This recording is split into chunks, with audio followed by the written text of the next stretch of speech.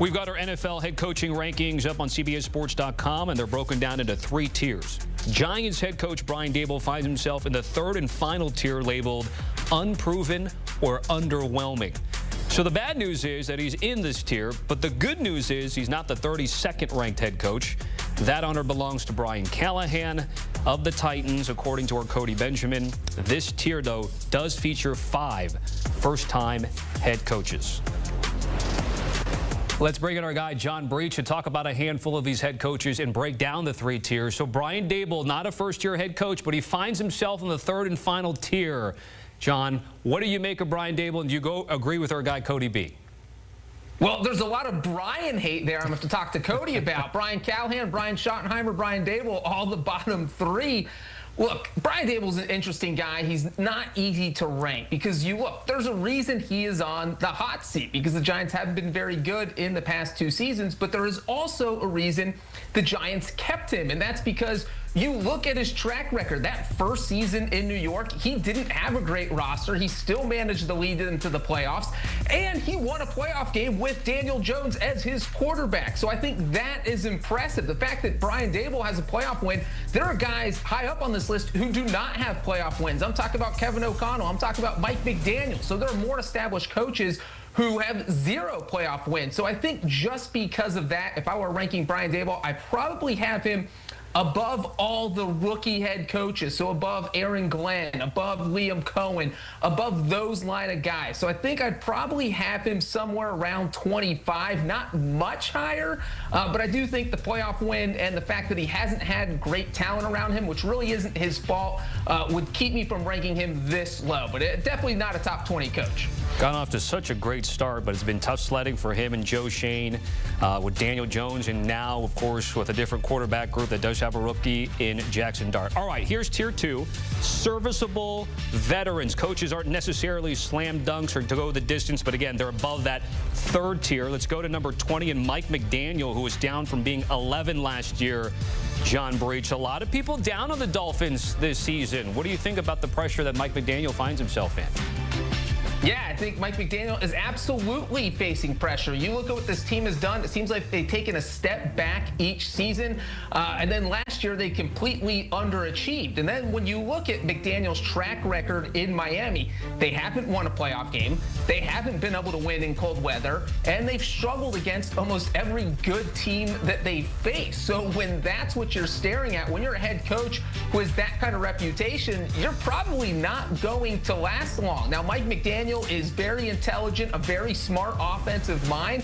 So there is a reason why the Dolphins are in the playoff hunt every year. It's not like he's out there going 4-13 or 5-12. But I do think because of what happened last season, and you have Tyreek Hill complaining, you have people wondering if Tua can actually lead this team to the postseason, that this really feels like a make or break year in Miami for McDaniel, for Tua, for Tyreek Hill, for everyone. So there is a lot of pressure on the Miami Dolphins to succeed this year. Let's go a couple notches down on that list, and it's going to be Zack Taylor, a guy that we teased, John, and it's a guy that I mentioned, 5-2 postseason. He's gotten to a Super Bowl. To me, it just seems like when they win and they're successful, it's Joe Burrow who's there, and when he don't do well, Zack Taylor ends up with a lot of the criticism. What are you thinking about the Bengals head coach?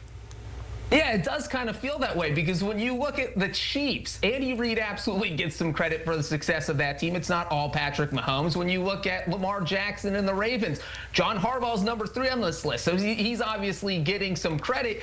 And Taylor, look, if you're an NFL head coach, what's the point? You're trying to get to the playoffs. You're trying to win playoff games. You're trying to win a Super Bowl. And that is something that Zack Taylor has done better than every AFC North coach since he was hired in 2019. You can only go back that far because that's as long as Taylor's been a coach. Well, in that span, he has more playoff wins than every AFC North coach combined. That's Kevin Stefanski, Mike Tomlin, and John Harbaugh. So I think it's impressive that he has been to 2 AFC championships, to 1 Super Bowl. And you can't give all the credit to Joe Burrow. And you look at last season where he had the worst defense in the NFL, they still managed to eke out a winning record. You look at 2023, he lost Joe Burrow for half the season, still managed to eke out without a winning record, still didn't finish under 500. So I think Zack Taylor at this point has had 4 straight years where he's proven that he should be at least a top 15 head coach. So 18 does feel a little low here for him.